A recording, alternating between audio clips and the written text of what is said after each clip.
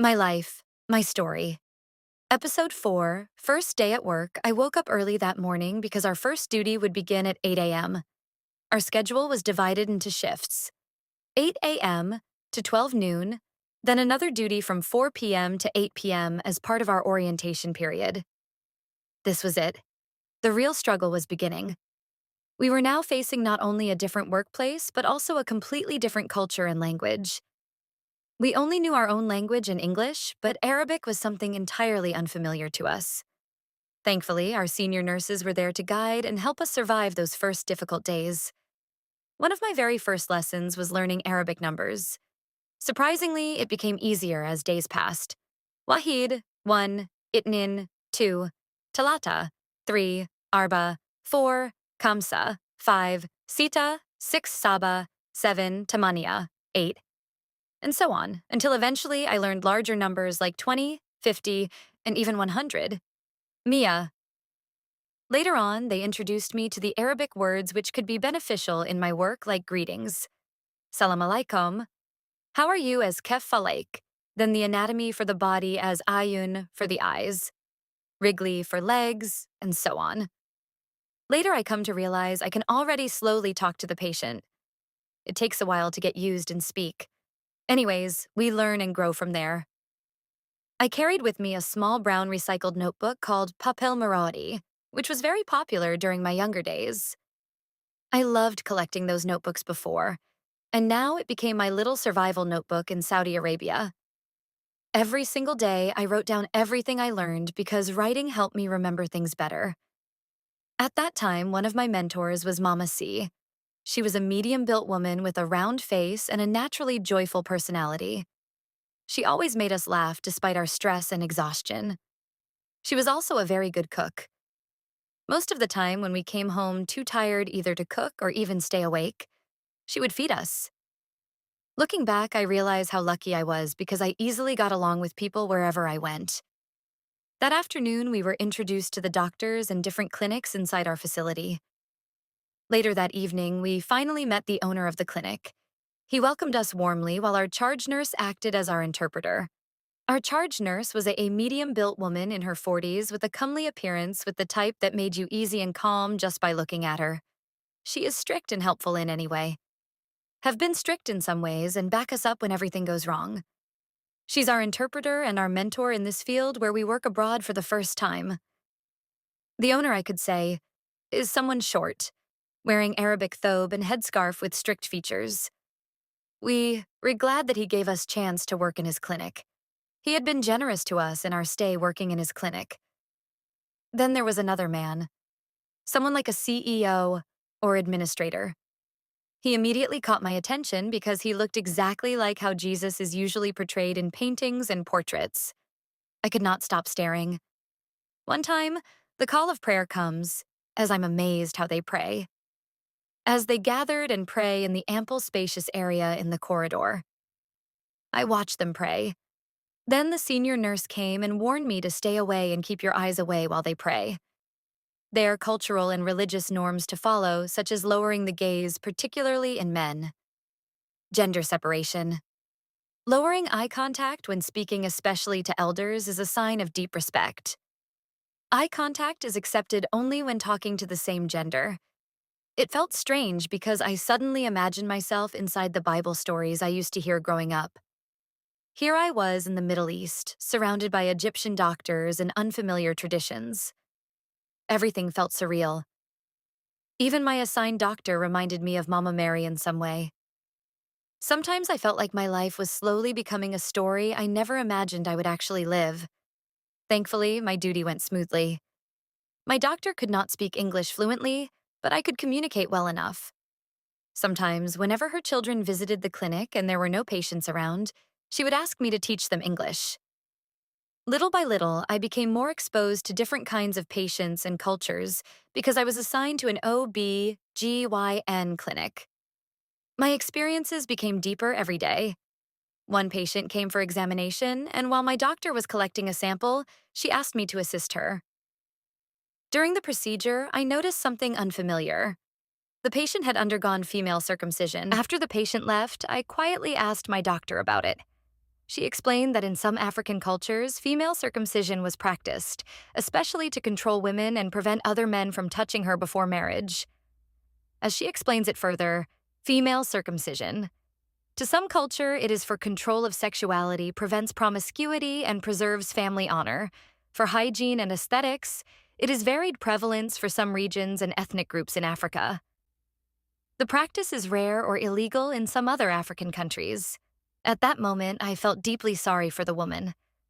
As another woman myself, I could not help but wonder about the pain and the life she had experienced. Another patient entered the clinic crying while speaking Indonesian very quickly. She probably thought I was Indonesian too, or believed I could understand her language, but sadly I could not. She had burns caused by boiling water accidentally thrown at her by a child while she was doing household work. I felt sorry for many women working far from home in difficult and sometimes hostile environments. Then came another unforgettable cultural experience. One patient arrived with a man, and another woman suddenly insisted on entering the consultation room too. I stopped her politely and told her to wait outside. But instead of getting angry, they all laughed at me. That was when I learned the man had 2 wives. It was another culture I needed to understand and accept. In Saudi Arabia, a man may marry up to 4 wives as long as he can support them equally. The same house, the same treatment, the same gifts, the same financial support. Everything I saw that day opened my eyes wider to the world beyond the life I knew back home. By the end of my first duty, I felt exhausted but thankful. My first day at work had been successful and smooth. I survived another day. At the same time, I was excited because my best friend S would be arriving in the next few days. I was already counting the days until she arrived. Meanwhile, my new friend M was just as tired as I was, but together we continued enjoying the process of adjusting to our new life in Saudi Arabia.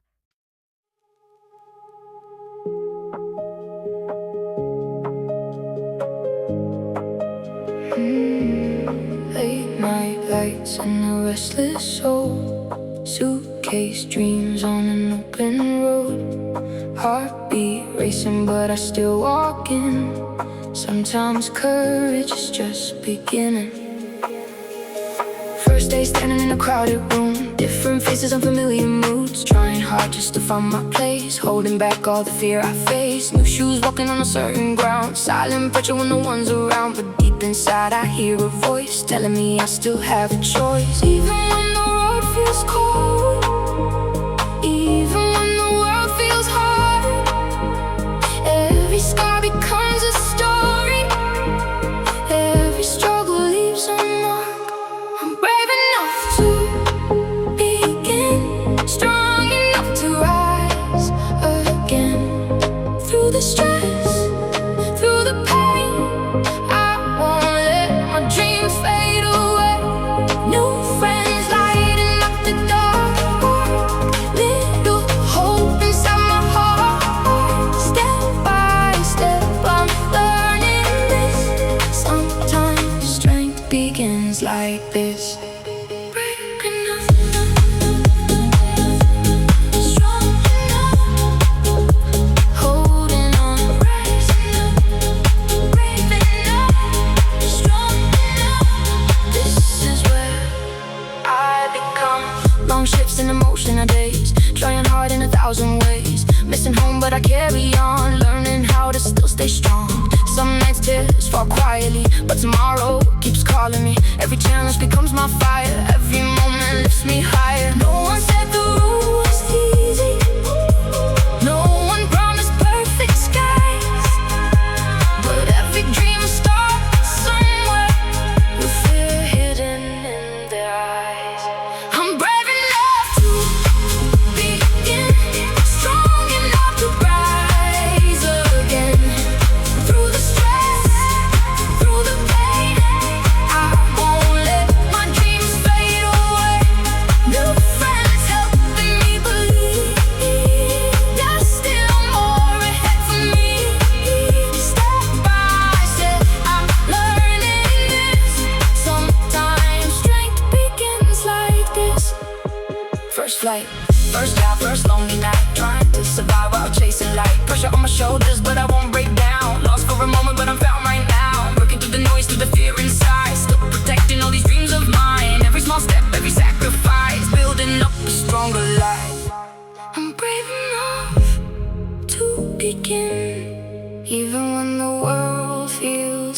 heavy. I keep holding on within. One more step and one more heartbeat. No horizons calling me. I am more than what I see. Every storm will someday end. I was brave enough to begin.